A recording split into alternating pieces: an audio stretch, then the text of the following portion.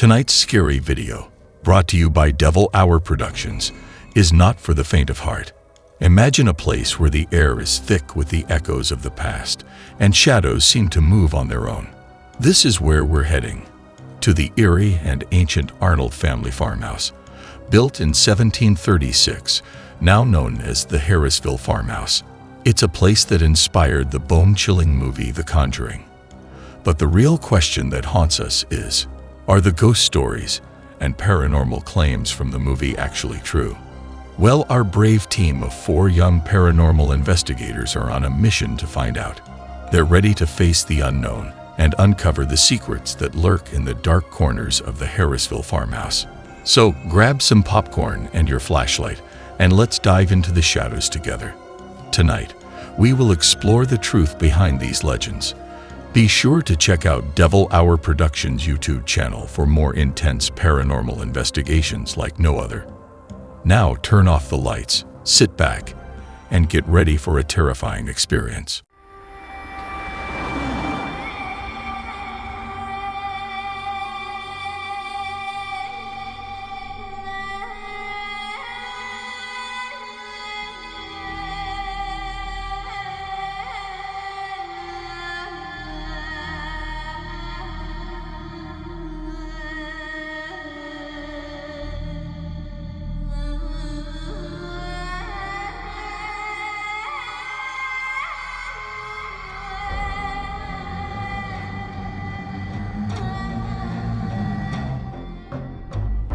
July 19th, 2013.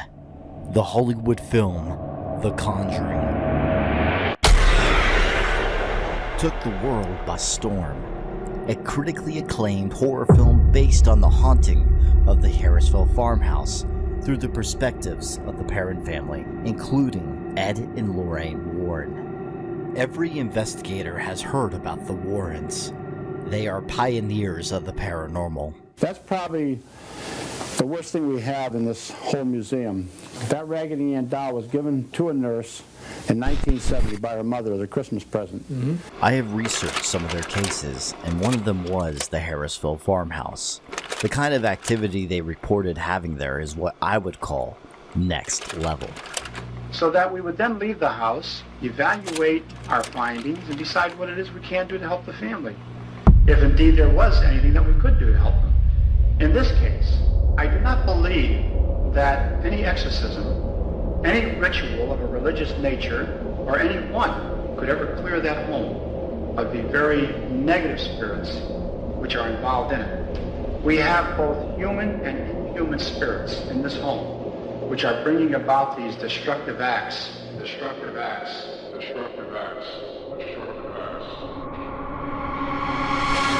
This farmhouse piqued my interest. Is this house truly that next level location? I really wanted to investigate the extraordinary claims of levitation, possession, apparitions, and physical attacks. At the time, however, the Harrisville Farmhouse owner was not allowing investigations at the house. It wasn't until October 2019 I discovered that paranormal investigators Corey and Jennifer Heisen had purchased the property. This gave me hope of getting access to film a documentary at the infamous Harrisville Farmhouse. I then told my friend Joe Vitale, who has over 20 years of experience investigating the paranormal and runs his own YouTube channel, Entity 7 Paranormal. He was wanting to investigate the property just as much as I did, so we agreed to film there together as soon as possible. I got in contact with the Heisens and they gave us permission and the dates we could film there.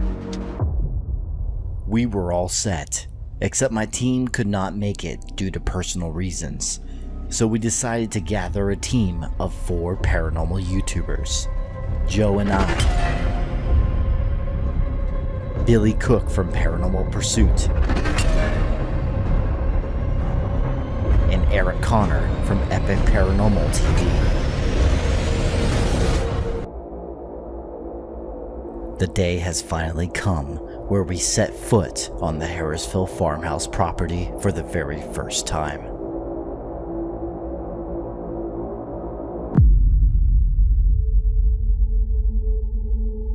We wanted to uncover the real history and experiences of the house, so we interviewed Keith and Carl Johnson, the first paranormal investigators and demonologists to ever investigate the house.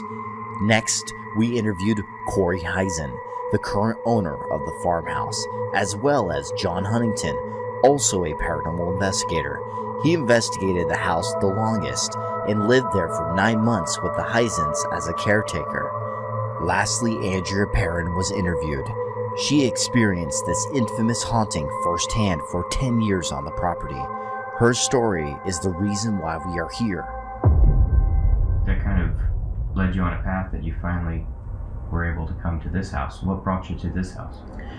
It was in the early 1970s, 1973 actually, and I was part of an organization, my brother and I, my brother Carl, were members of PIRO, based at Rhode Island College, Parapsychological Investigation and Research Organization. And as I said, there was no internet back then, so how do I get the word out that we do investigations free of charge? So I just illustrated a little ad myself, put it in a local newspaper, and it was 3 weeks later, to the day actually, that it was answered by Mrs. Carolyn Perrin in Harrisville, Rhode Island. And she said she had moved in a couple of years ago to a house that was built in 1736, and things were happening that were becoming very terrifying, downright terrifying. And she was wondering if we could come and check out her situation.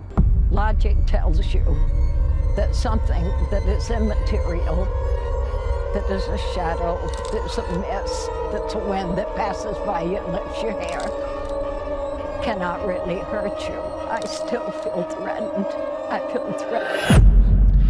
As soon as we arrived on the property, we felt almost like a barrier. It was like a barrier when we stepped out of the car. The atmosphere was very different. I mean, a nice family, the Perrin family, very nice people, all-American family. Yet, the property and the house itself, you really felt that something was kind of wrong. It was like a very, very negative energy we sensed. And I believed it to not be a human spirit. I believed it to be an inhuman spirit, a demon, if you will. Carolyn Perrin was most affected by this, whatever the house had. She would awaken with scratches on her arms and torso, and she was visibly shrinking. She was losing weight rapidly, so it was affecting her profoundly. A coat hanger came down from the rack. I didn't bump it, I didn't touch it, I wasn't near it. I was bending over at the time. Came down off the rack and started pounding me on the head 6 or 8 times.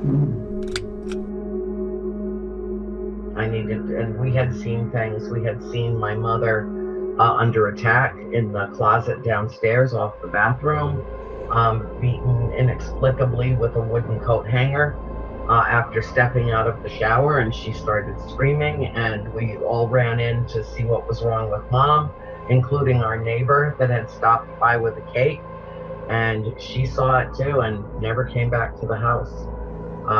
But, you know, my mother was attacked physically a number of times. Have you met the parents?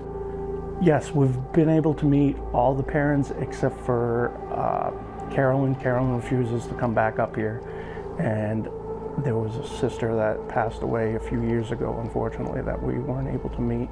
Yeah, they had them all up here a few months ago. And that was, you could tell, like, you can tell when somebody's been through something. And they had certainly been through something. Mr. McEachern, who was a historian in his 90s, when we moved there, he came and introduced himself to my mother and our family.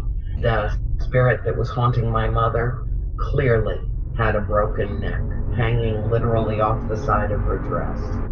And Mr. McEachern told my mother that it was Mrs. Arnold, and that a farmhand took her body down and moved her into the house so that she would be able to be buried in the family plot in the cemetery rather than being excluded because she had taken her own life. Carolyn Perrin did have a very disturbing experience in her bedroom, where one morning, it was shortly after our first visit, it was about 5:15 in the morning, she woke up and there was something in her room. She smelled the scent of sulfur and decay mingled. There was something even fizzling for a moment on her dresser, some kind of light. But then she looked over and there's this, it's very difficult to describe what she saw. It was some kind of monstrosity and vaguely in the shape of a female apparition wearing a long gray dress, but the head was cocked to one side on the shoulder as if the neck had been broken. And it began chanting to her, I'll drive you mad with fiery brooms. I'll drive you mad with death and gloom. I'll drive you out, but it will be too late. You'll be dead. And then it just leered at her and vanished. A myth surrounds the Harrisville farmhouse involving Bathsheba Sherman. People claim she was a witch and a Satanist who murdered a baby with a sewing needle. Through research, however, this appears to be far from the truth. Bathsheba Thayer Sherman Green was an actual historical person. She was a resident of Harrisville. She was a member of the Harrisville Baptist Church at the time of her life. She married Judson Sherman. They had a rather prosperous farm. And somehow, we don't know how, rumors started up about her years ago, quite a long time ago. She was accused of being a satanic witch and supposedly had killed a baby here, sacrificed it, made it look like an accident by impaling it with a sewing needle. And there's been a lot of research done on that, and there's been no actual historic evidence that that ever happened. Before the Harrisville farmhouse was built, King Philip's War took place throughout Massachusetts and Rhode Island. From 1675 through 1678, the Narragansett and Wampanoag tribes fought a brutal war with the colonists. Thousands were left dead, villages were torched, women and children murdered and burned alive, leaving the farmhouse land possibly haunted.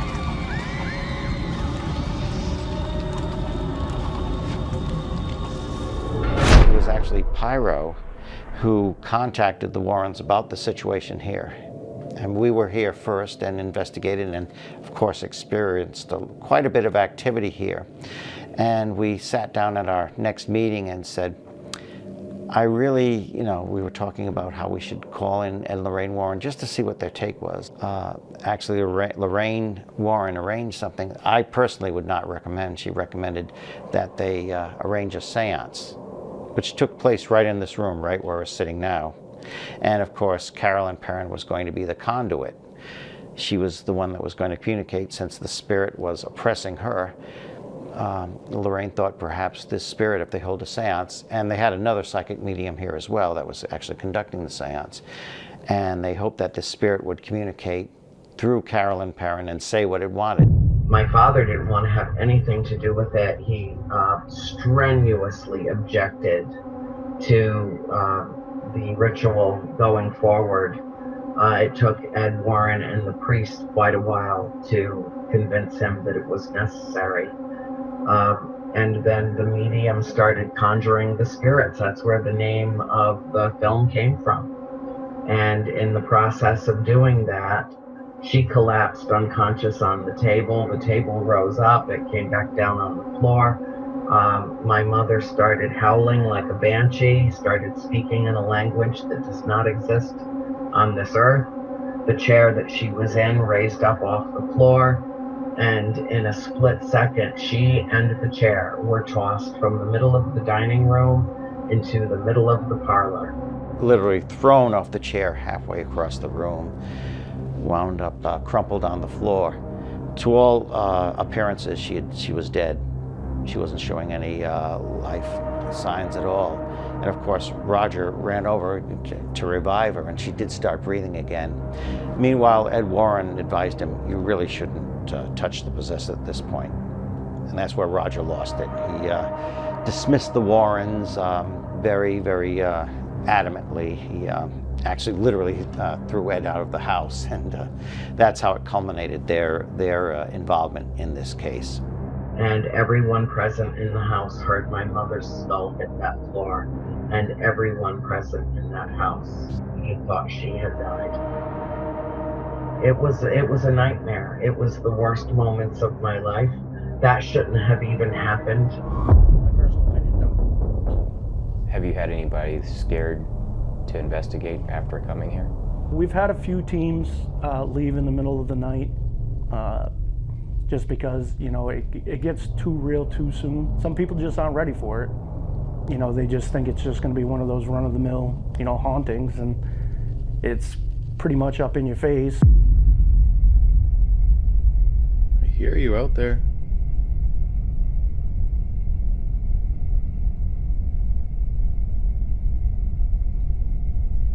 Thought I saw him move a little bit.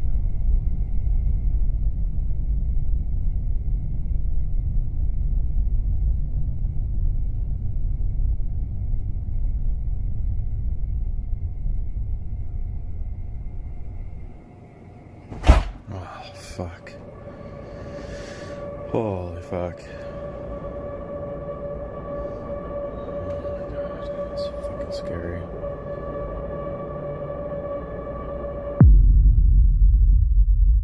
Okay, John, tell us a little bit about some of the experiences you've had in this house. Scariest thing is I had a voice yell hello at me. I came out here and I heard a bunch of wrestling around and stuff and banging, and it sounded like something was going through something. So I just kind of went quietly, walked back, got my phone, started recording, and then I heard a girl say hello out loud, which kind of startled me.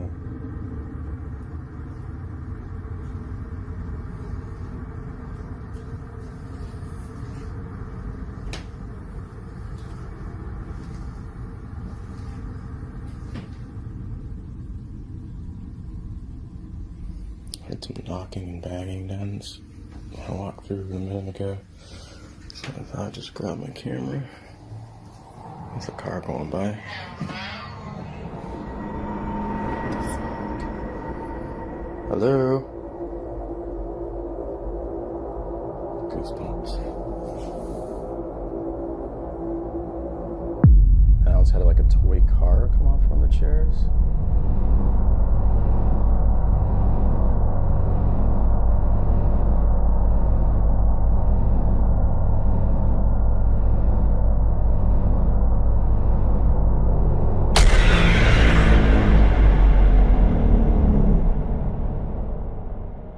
And the library book came off the shelf. I just gotten up in the morning and noticed it on the floor. And I came back and asked Bill if, you know, did you see was there a book on the floor yesterday? You know, we reviewed the tape, and sure enough, it just came right off the shelf.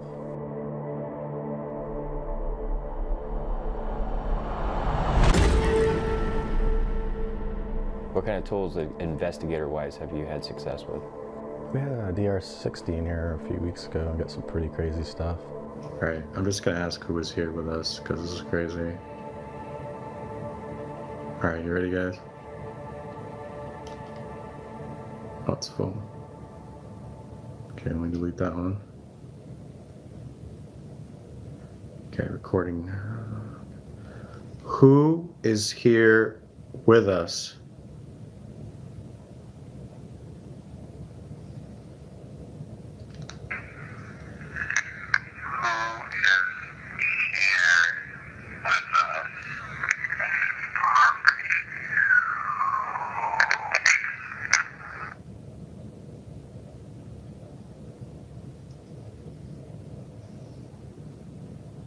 Did I just say? Did I just hear what I think I heard? I've been slow, so it sounds funny. Fuck. Oh, something's not happy, guys. Something is not happy.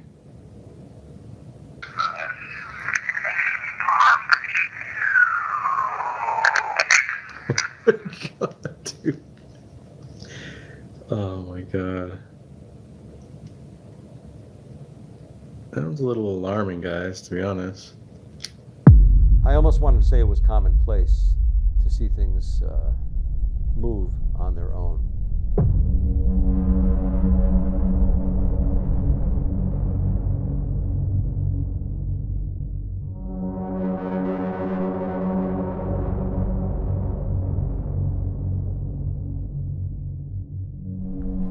Father God, came to this place in peace and we leave in peace, taking nothing unholy or unnatural with us, only that which is godly, angelic, and of light. And we pray for our brothers here tonight, that they may be kept safe, and that they may no harm, no danger, as they explore the wonders of creation. We pray this in your holy name. Amen. Amen. Amen. Amen. Amen.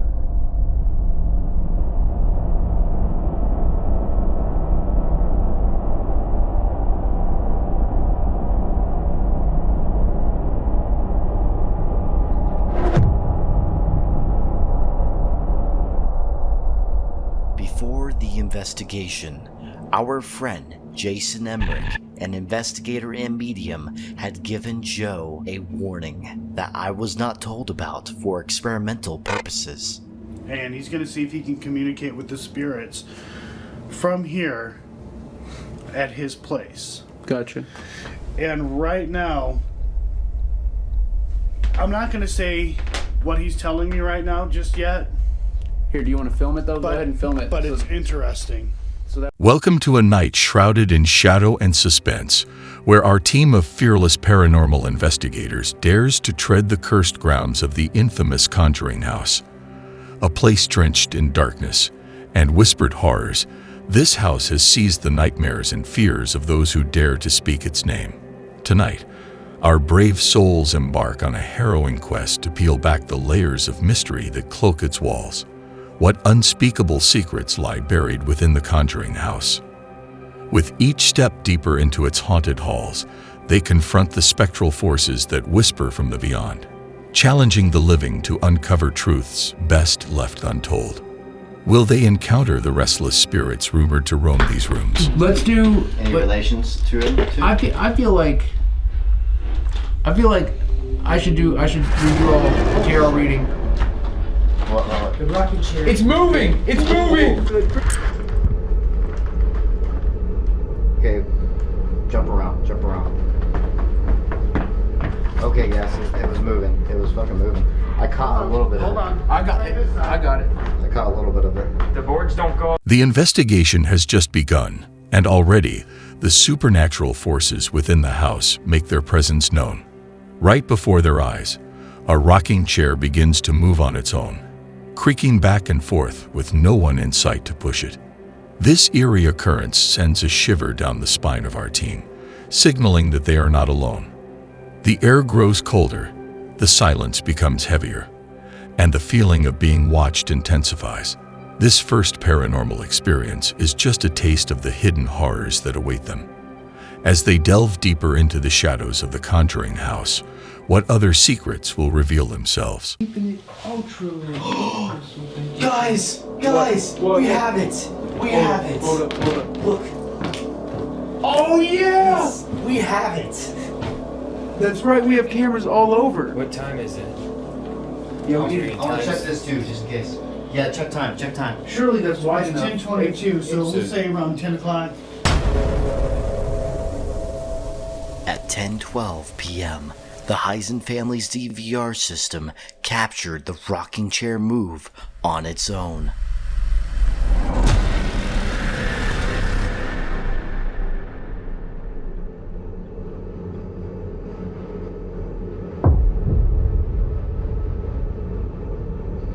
Before we reviewed the footage, we tried every method we could think of to debunk the chair moving on its own. We stomped on the ground near the chair and it didn't budge. Okay, jump around. Okay, yes, it was moving. It was fucking moving. I caught a little bit of it. Hold on. I got it. I caught a little bit of it. The boards don't go all the way through. Okay, back up, guys. But let's back up. I gotta try. Give us some space for a bit. We'll try and debunk after this. At first, well, I want to try and get the. I want to try and get the phenomena first, then we'll try and debunk. Okay. Okay. Because this just happened, so if it could do it again, let's see if it can. This should not have moved. Now I want to do the debunking process. Because I was trying to get the entity to do it again right off the bat. Right. That's why I didn't want to do it then. But now let's try and do another debunking process. So here, jump around, guys. Billy was where you are, and we were over here. So yeah. Nothing moving. Does it stop? But we weren't doing that. So No, we weren't. I'm just trying to over-dramatize it because they even show even more that it's not us. And that's crazy. It's not moving at all. No, it's not. So this moved by itself. We captured it. We then recreated a door vacuum, and that also did not make it budge. Seriously said, can you move something? Actually, hold on. I think I might know how to debunk this. Open that door. Close it. Open it. Suction effect. Okay, now open it. How you did before. Opened it big too, so if there's any... Yeah, it's still not doing it. After reviewing the footage, we know exactly where Bill stepped when the chair moved. As you can see, he steps in between the 4th and 5th wooden plank right when the rocking chair initiates.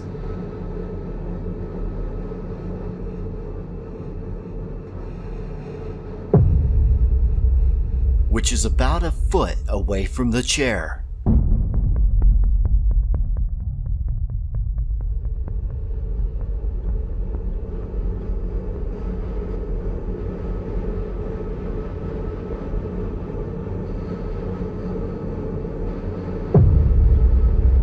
We also checked if this cord had been wrapped around the chair prior to it moving. Upon review of the video 8 minutes before the chair moved, the cord was in the same spot, not touching the rocking chair. When we headed downstairs, our walkie-talkies had an electrical interference.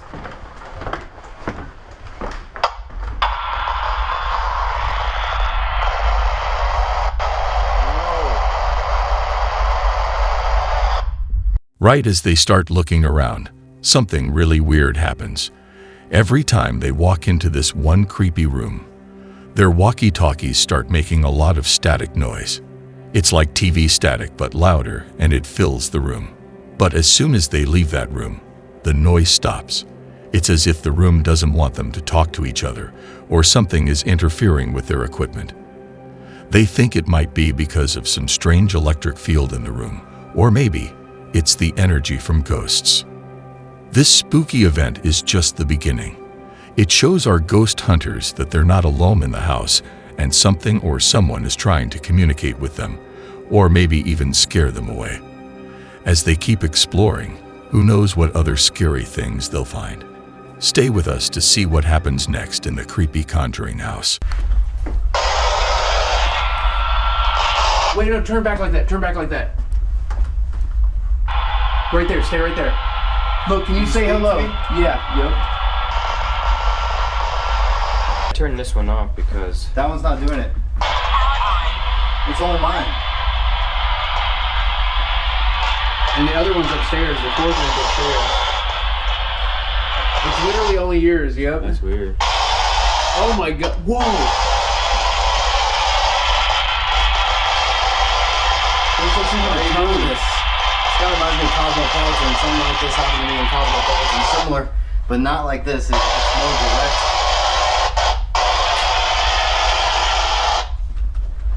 That's so crazy. Look, as soon as he crosses that threshold. Alright, walk forward. Yeah, walk closer to the door because that's where it originally. It's not. Oh, it's there.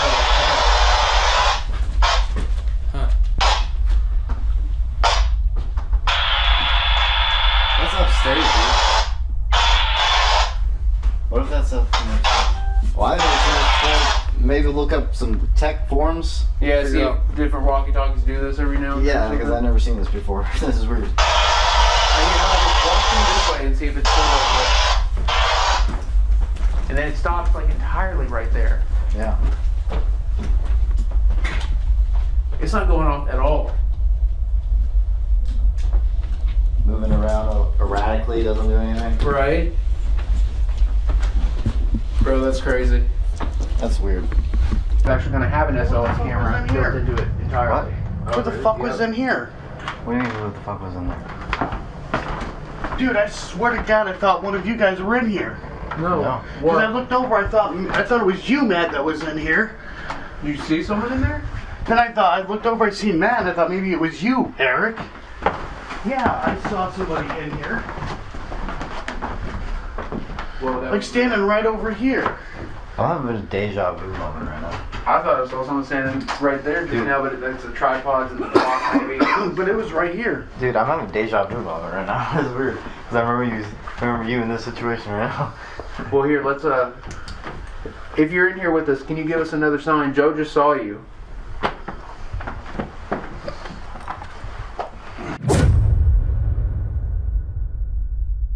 We ended our first night with a seance and Ouija board session. This is when I had another personal experience.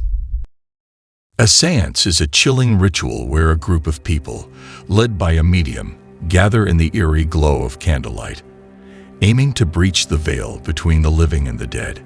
Encircled in darkness, they seek to summon spirits, hoping to communicate with those who have passed to the other side.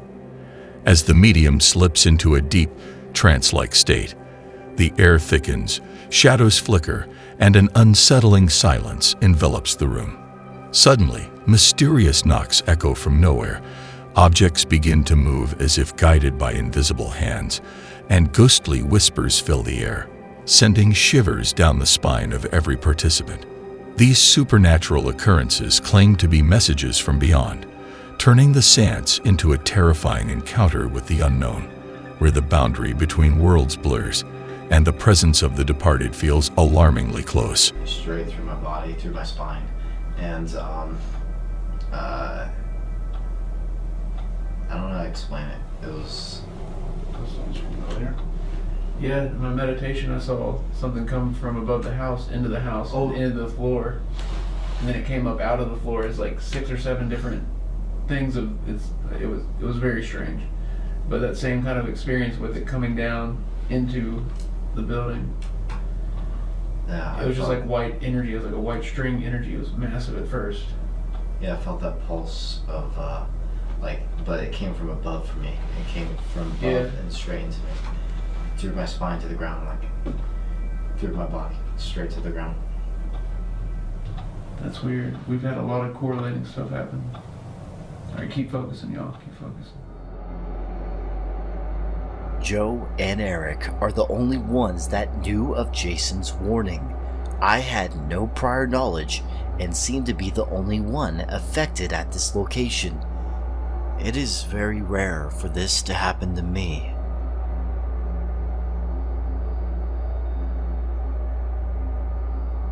I haven't seen this yet. All right, ready? Yep. Ready. Let's see. Holy crap! Oh my god!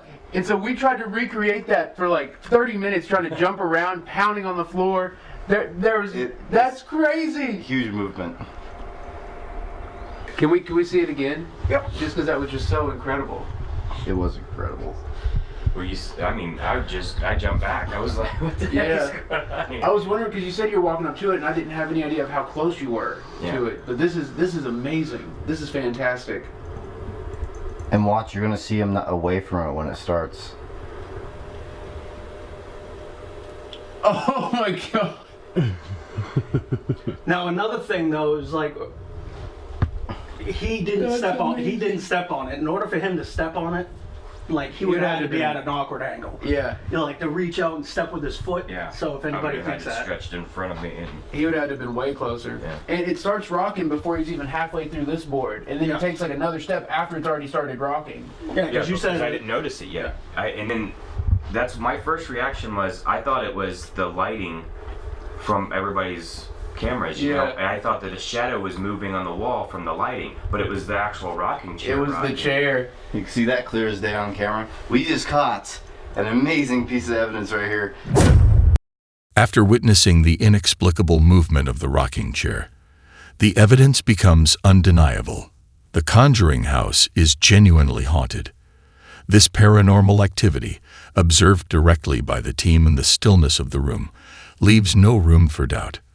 The chair, moving on its own without any visible force to propel it, serves as a stark testament to the supernatural forces at play within the walls of this infamous abode. This chilling encounter solidifies the house's reputation as a hotbed for ghostly phenomena, marking a moment of realization for the investigators that they are indeed in the presence of entities from beyond our world. You're on 17 right now. What if you just press the play button and see what happens? That's what he did initially, and it started fast forwarding. Like, see? What the hell? Look at that, it's jumping wildly. Oh, come on. No way. Man. What the hell?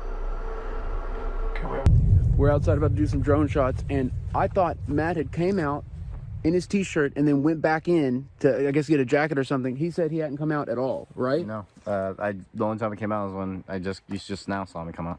I saw him for this camera.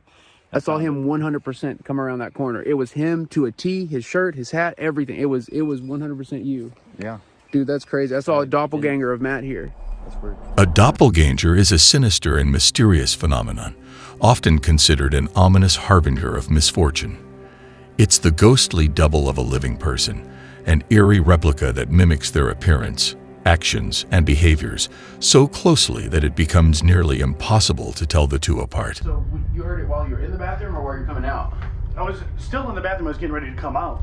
Gotcha. And I heard a little girl say, "Daddy." Did it come from like in the bathroom or out here? Or what do you think? It definitely came from out here. Gotcha. So, I don't know. It's just weird stuff like that. It's bizarre. Well, I was gonna say that daddy thing. I guarantee you that's not a little girl calling out for a daddy. That is so like, yeah, that's so. It's too typical. You know what I mean? That's too like that is definitely something like mimicking or something. Right. Check this out though. So Bill had his daughter on the phone. Remember, on speakerphone. That's right. Maybe that helped trigger something. Maybe. Also, what I found interesting is when you mentioned the mimicking thing. Remember what you saw earlier of me seeing me in a That's t-shirt? right. Hold on. So that's a good point. I saw him walk around the corner of the house when we were getting ready to do a drone shot. I saw him walk out in his t-shirt and then he walked back, and then he came back out with the jacket, and I was like, "Did you walk out and then walk back?" And he said, "No, not at all. It was him. I saw him exactly, but there was no one there. I saw the doppelganger of Matt walk on the side of this building." Well, that was last night. When I come in, I thought Matt was in there. Oh, and yeah, that was your initial thought, is you thought it was Matt. Right. And I looked in here, and at first, I only seen you and Billy, so I thought Matt was in there, and I looked in there again. I didn't see anybody. And then when I turned to look again, there he was. There was Matt. I'm like, whoa, wait a minute. And that damn camera. Yeah, the camera that would have captured that completely, no footage at all on camera 5. All the rest of the cameras recorded just fine throughout the entire night, the entire investigation. Camera 5, for some reason, doesn't have any footage on it. That's just strange. So what we know now is that this thing is mimicking. Yeah. Completely mimicking in multiple different ways, and that's very strange, and we all know that what that possibly leads to. So basically, this thing's thinking this is going to be a battle, an absolute battle, and it's going to be battles of despair, battles of hidden forces, battles of evil and good, in this house, with the spirits, and with us.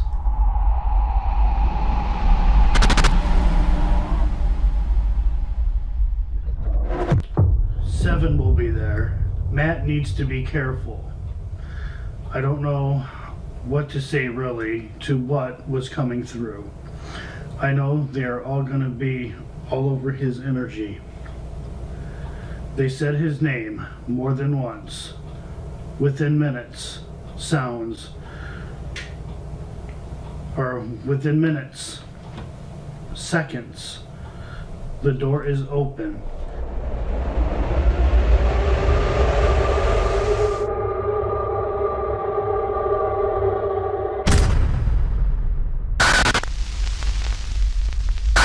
Everything he said came true. Now, he said inside the mirror, the black mirror Ouija board, Please tell Matt to please take extra precaution.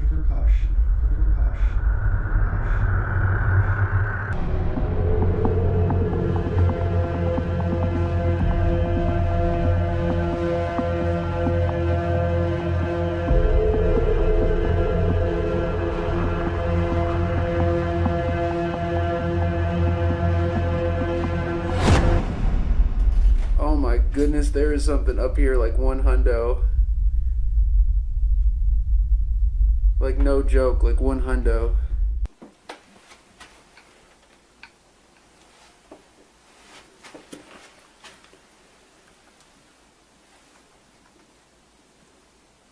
William, are you here?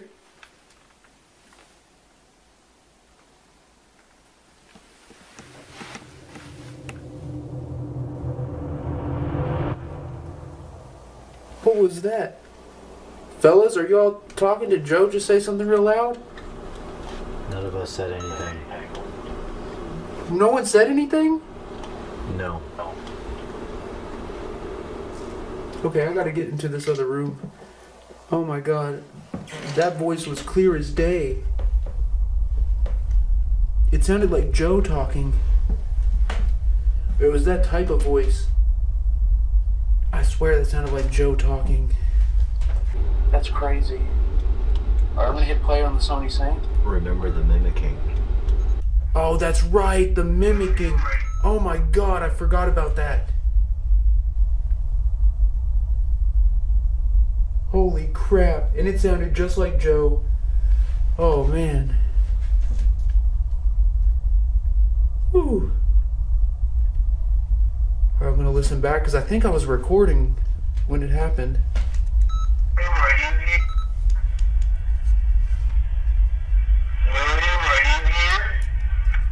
Here, wait, I'm gonna turn the compressor on.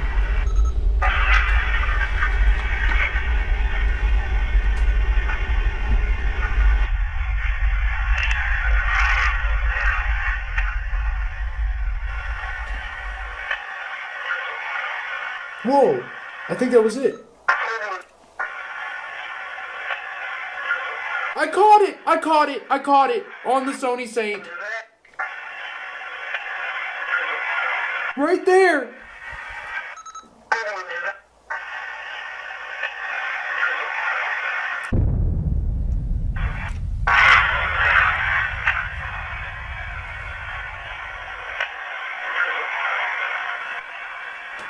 What was that? Fellas, are you all talking? Did Joe just say something real loud? We'll set this down for a second. Fellas, what's my time like? Am I at 15 minutes? 16 minutes and 48 seconds. Gotcha. Alright, it's time to go downstairs. Alright, let's get... or the cellar, if you will. Alright, that was me. Are you kidding? I just felt a gust of wind from my right side.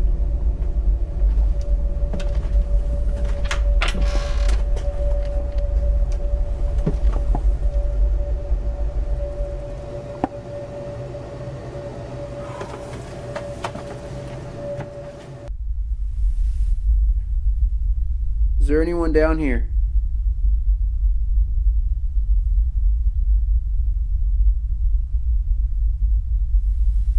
Spirits, can you tell me, is there anything down here?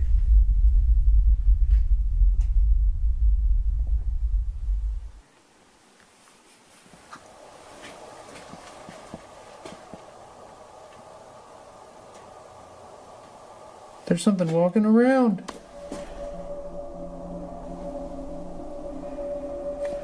Man, I'm feeling stuff all over me, on my head and my hand.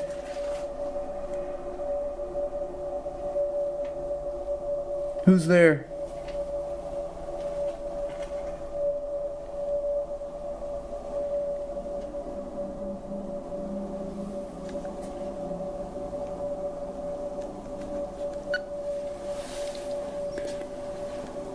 I have to go upstairs after this, but this is Eric from Epic. What do you want to tell us for tonight?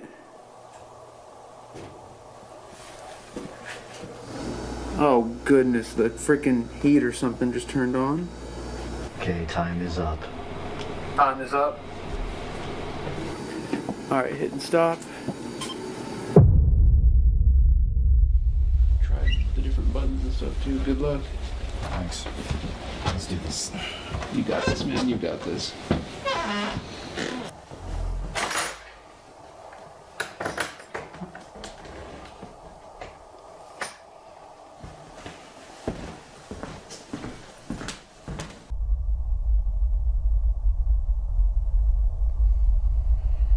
It's me sighing. Okay, come on. Where are you hiding at, huh? If you're a demon, you're calling yourself a demon, you're not showing your strength, your so-called strength.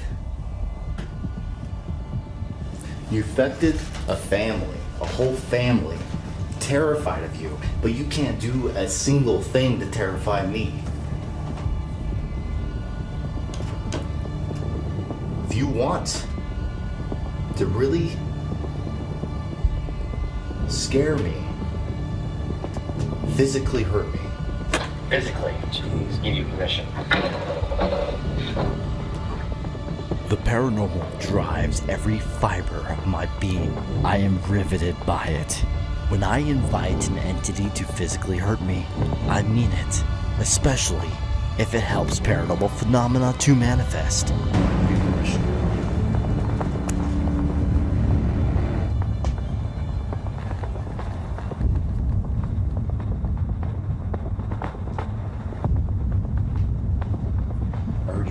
Lift beds, move beds. I hear you attacking people. I'm standing here offering it. Literally an offering. All this talk and affecting a family so horribly. And then when someone stands up to you, you back off. What most people would say is, this is stupid what I'm doing right now, but I'm really here for evidence. I'm an investigator and want evidence, okay? And that's why I made an offering right now. I'm giving you that offering. Okay. You got 16 minutes. 16 minutes. Okay. After our isolations, we split up into two groups. Eric and I did another seance session on the second floor because of what I experienced in our first seance. Meanwhile, Joe and Billy were in the basement conducting EVP. Don't be afraid to reach out. I know Matt was intense earlier, but he was just trying to look out for you. I was just trying to protect people from being affected again and stand up from what's evil. All the good ones, I'm completely open and accept you. Dude. Hello, you don't have to hide back there. You can walk over here. Yeah. Completely open and accept you. Dude. Accept you. Dude.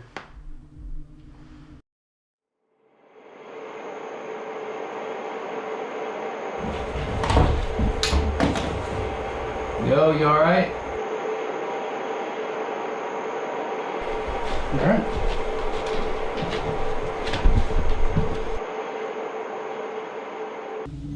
Spirits, did you see something similar to that? Matt getting dragged into the room?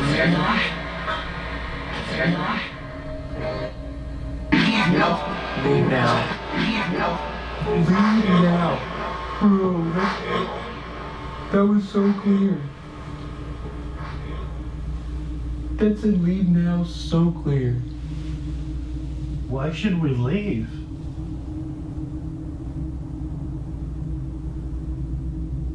Please elaborate.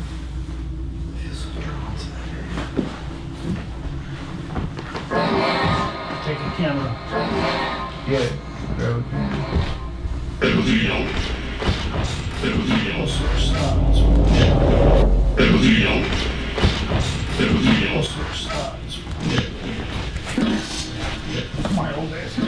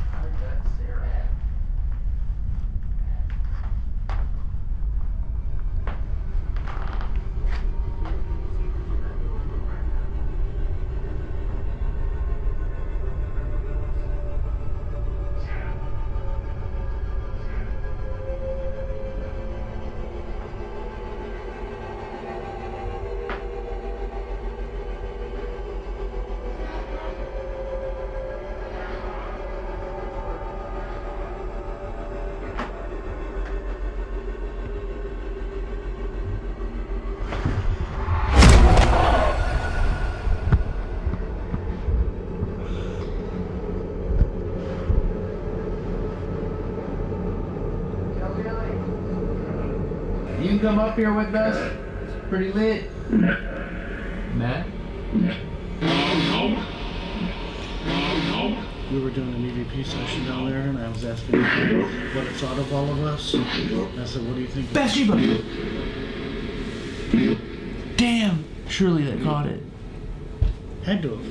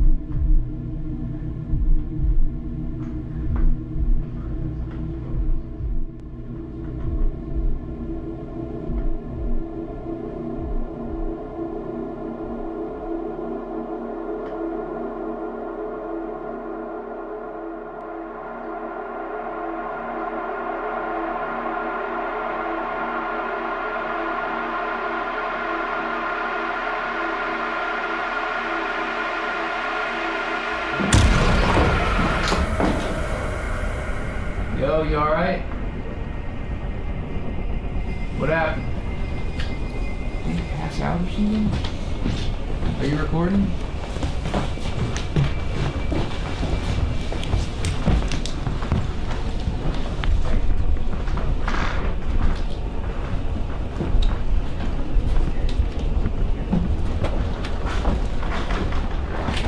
What's up? You alright? What happened, big dog? I'm gonna get some. Wait. I'm gonna get some. Here, you got a get some air too. He's laying on his back here when I came through here.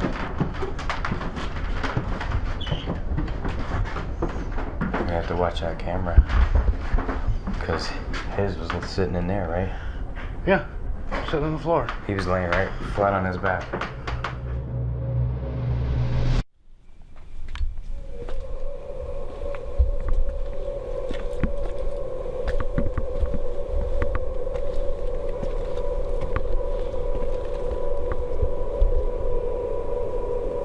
Where did it go? What happened to Matt?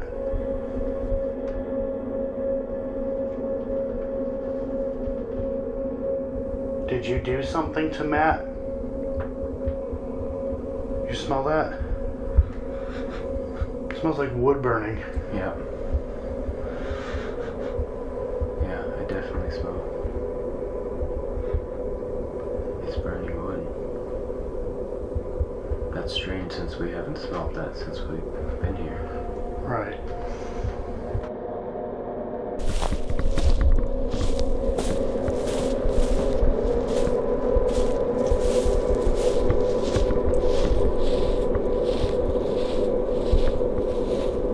You okay?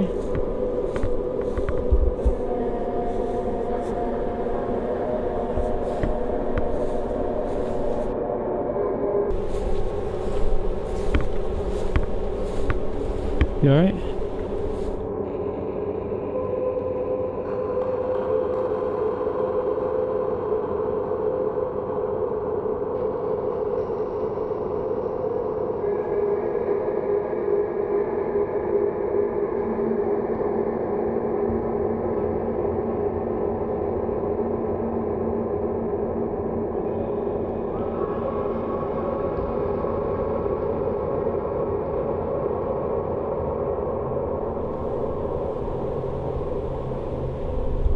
Just zoned out. Like, I felt the terror from the parents, or one of them. I think it was one of them I was really feeling. And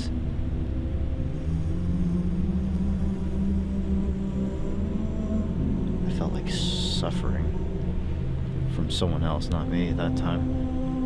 And I completely zoned out. I was following to certain areas of the top floor and was completely losing my equilibrium. And I almost cried at one point from feeling her emotions.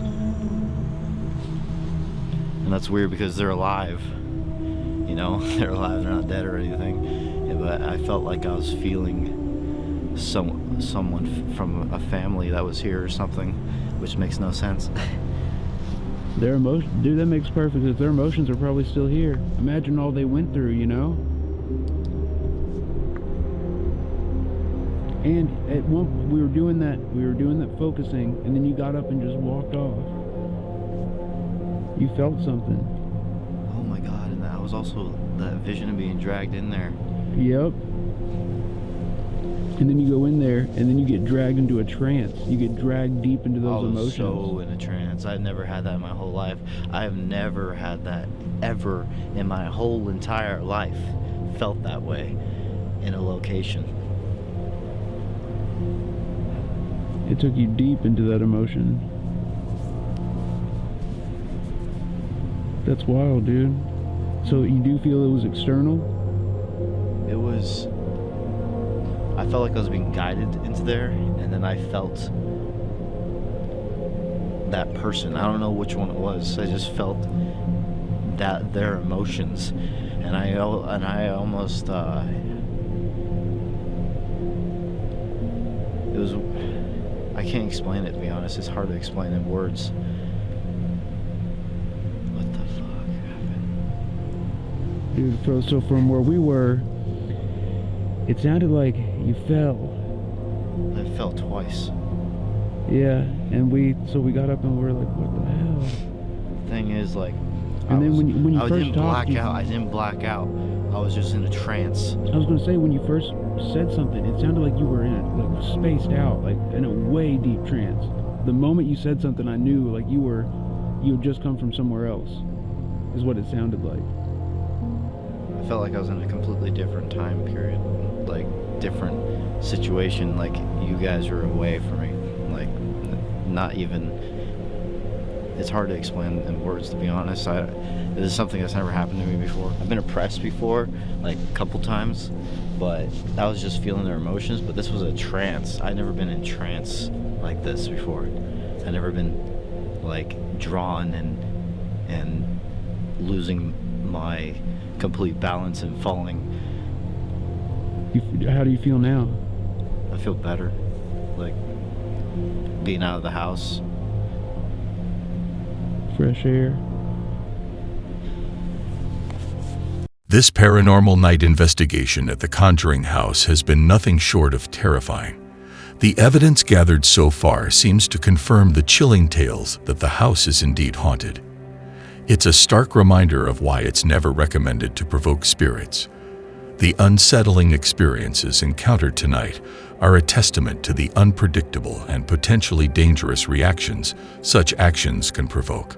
Despite the fearsome encounters and the heavy atmosphere of dread that hangs over the house, our intrepid paranormal investigators are not ready to call it quits.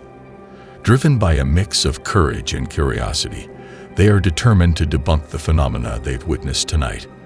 With a scientific approach and a resolve of steel, they prepare to delve deeper into the mystery, seeking logical explanations for the seemingly supernatural events. I specifically said the invitation's for me, and I got what I wanted. That's what I wanted. It's not all physical. It's most of this is psychological, and we have to be careful. Yeah, spiritual. But to be honest, I kind of liked it. Like, I want that more.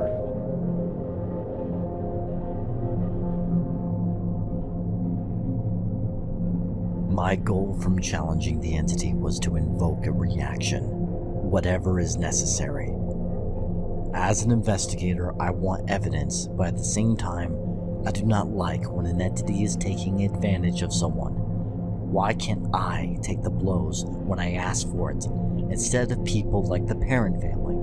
Into hypnosis, and he told her after that he would never put her through anything like that again, and he believed her. And I think, aside from "I love you," I think the most powerful words in this or any language are "I believe you." Oh, Dad, if you would, and I'm sorry I didn't give you a heads up on this, but I thought this was a really important story to share with people. I do, and I want you to speak to it if you could, honey. That was louder. I got lucky, and I got an interaction back, which doesn't always happen. Judging from all the correlations, I was a target since the beginning. I am glad I was. I wish this would happen to me at all locations I investigate. I wouldn't mind them following me home either. I want paranormal phenomena to manifest as much as possible in my life. This is what I signed up for.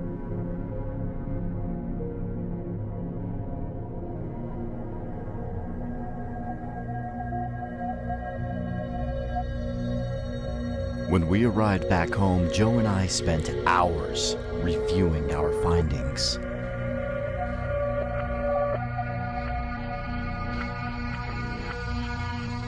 After reviewing the footage, we still did not know what was causing the walkie-talkie interference, and we wanted to try one more time to recreate the chair movement with our new knowledge of where Billy stepped when the rocking chair initiates, from when we examined the DVR footage frame by frame.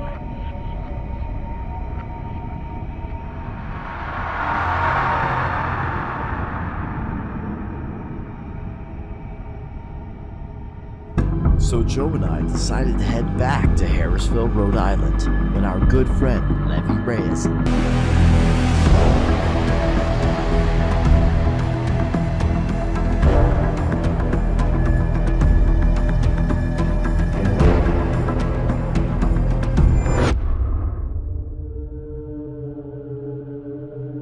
Upon trying to debunk the walkie-talkie interference with Corey, we discovered no interference could be duplicated.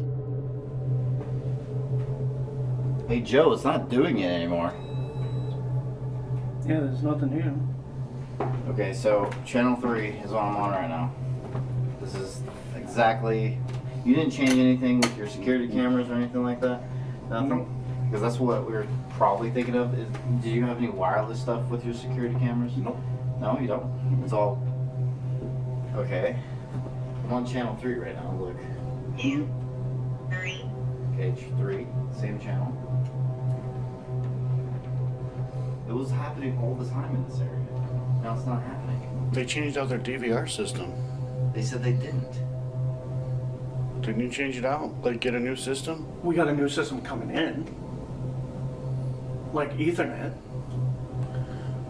Huh.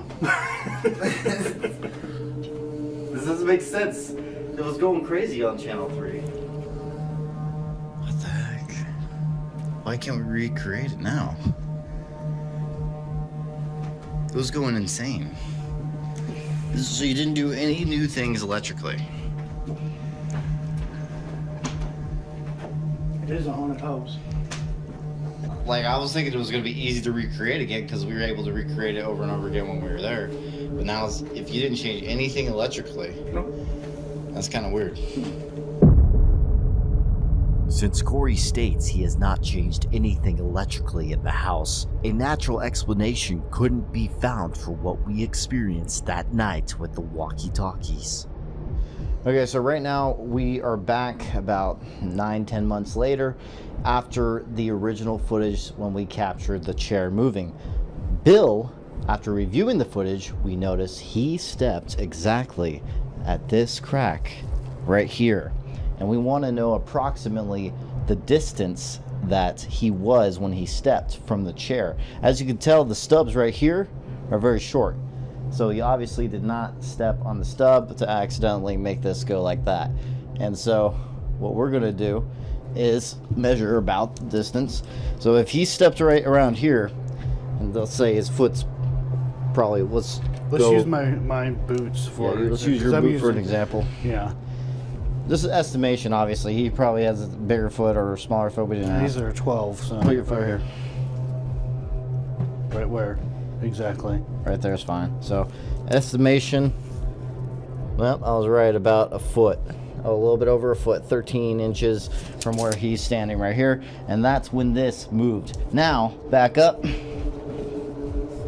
13 inches away, approximately. Probably the same for Bill. And look at this. Doesn't even move. Doesn't budge at all. Not even a little bit. So that right there is some amazing evidence. I'm pretty excited about this one. The cool thing about this is how many angles we have when this happens. We have about, I think, 4 cameras or so, and plus DVR cameras and all that. That's a lot of cameras running at the moment. And we had a live stream going, which was Eric's live stream when it happened. Like, I have a 4K camera, a couple 4K cameras, literally pointing at the chair right after it happens. It's extremely obvious there's no string, and we're literally with lights on. You would be able to see that string if there was one. So I think this is classified as paranormal, without a doubt.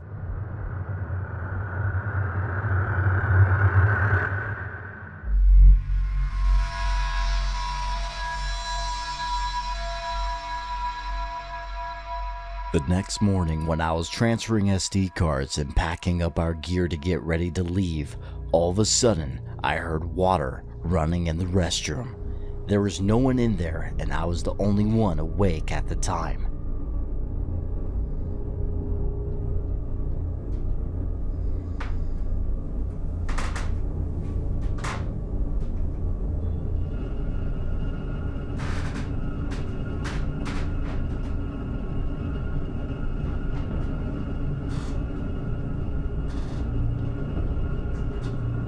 go.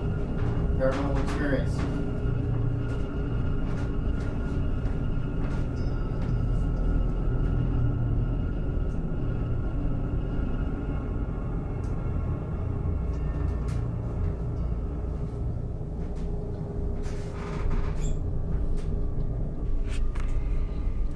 Okay, so this was not caught on camera.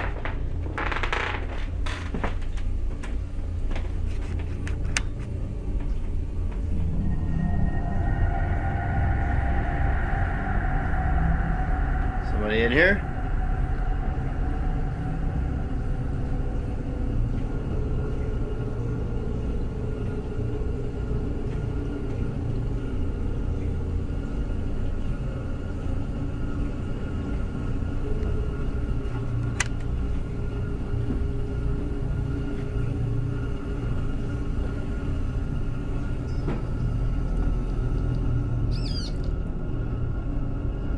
Has a lot of force. A lot of force to that, to move it. It's not loose.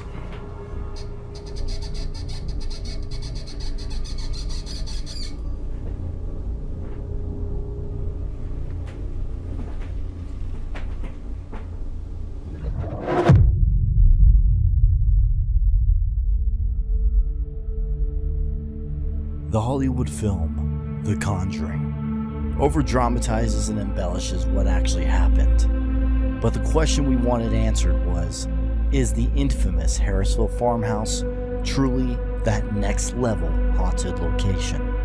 From the evidence we captured, including our personal experiences, we can conclude the house is definitely more active than most locations we have investigated. It was the Conjuring that brought our truth to light and gave me the opportunity to tell the world that yes, the truth is stranger than fiction. I know what some might think after watching this documentary. Is the footage we captured truly real? It's moving! It's moving! Was it all a hoax for a film? Psychologist Leon Festinger said it best. A man with a conviction is a hard man to change. Tell him you disagree and he turns away. Show him facts or figures and he questions your sources. Appeal to logic and he fails to see your point. What he is talking about is a psychological theory called cognitive dissonance, psychological conflict resulting from incongruous beliefs and attitudes held simultaneously. In other words, what we presented in this documentary is 100% real. Like the lighting, because the light, you know how like these things on the right there. Oh shit! Wow, dude. That's why I was like, oh shit, look at this. That's badass, dude. Yeah. And look how fast it stopped. Yeah. But no matter how much evidence we present towards paranormal phenomena, many will deny it. Cognitive dissonance can be a problem among skeptics and believers. As a paranormal investigator, I try my best to be unbiased and present our findings through the art of film. Is there any experiences that you've had, or any of your family members, for mimicking? Like mimicking other people? Yes. Oh, really? Yes. Oh, okay. Let's go in depth with that. Bathsheba came through, a few years ago. I was doing a spirit box session, and I was working with my paranormal partner at the time, George Lopez. And she came through with my voice. And he said, no, you don't use Andrea's voice. You use your own voice, or we can't have this conversation. And then she came through with that childlike voice that I recognized. And I heard a little girl say, "Daddy." I was feeling very disoriented. Yes, and someone being terrified of something. Just complete terror is what I felt. Well, there was an incident that occurred when my sister Cindy was 14, where a black mass that she saw hovering above me in bed swept down off of me and grabbed her by the ankles and dragged her down, partially down the bedroom stairs. The bedroom that was my bedroom, right directly above the parlor. Wow, I didn't even know this story. That's really intriguing. Wow. So that was my vision of being dragged also by a shadowy mass. And I was terrified out of her mind that night. Terrified. Wow. Okay, I might have felt her. I am not making the bold claim that what we encountered here is without a doubt ghosts. But objects are being moved on their own here. Fucking shit! Holy shit! Oh my god! Yep.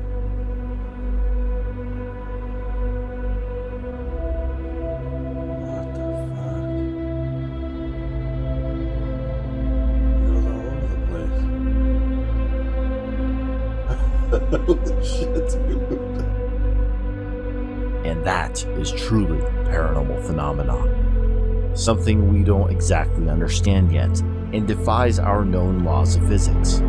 Science always changes. One day we might have some of the answers, but until then, we will keep searching. Matt, every time somebody like you goes into that house with the owner's permission and has their own experiences in there, what you do serves to vindicate and validate my family's story. Every time you compile more and more evidence, it serves to validate our story.